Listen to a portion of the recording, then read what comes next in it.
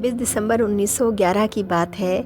मैं जल्दी उठ गया और काकड़ आरती में सम्मिलित हुआ। साईं महाराज कुछ असामान्य भाव में थे।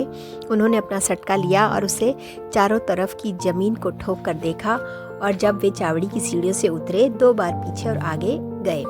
लौटकर मैंने प्रार्थना की, स्नान किया और अपने कमरे के सामने वाले बरामदे में बैठा। मैंने साईं महाराज के बाहर जाते हुए दर्शन किए। श्री गोखले आए, जो पुणे में वकील हैं।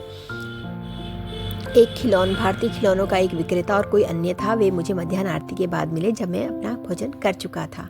मैं दिन के तीसरे पहर में थोड़ी देर के लिए लेट गया और फिर महाजनी, डॉक्टर हाटे और अन्य लोगों के साथ मैंने बातचीत की। हमने साईं महाराज के दोपहर में चावड़ी में देखा, और सांझ ढलने पर जब वे सैर पर निकले तब वे बड़े ही कृपालु हुए।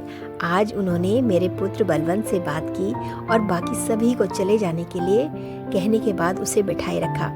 उन्होंने उसे किसी भी मेहमान से मिलने से मना किया और उनका ध्यान रखने के लिए कहा, और उसके बदले में वे उसका ध्यान रखेंगे।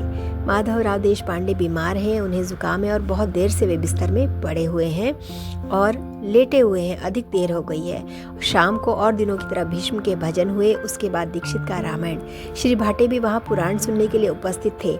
आज हमने सुंदरकांड का पाठ आरंभ किया। ओम साईं राम, जय साईं राम।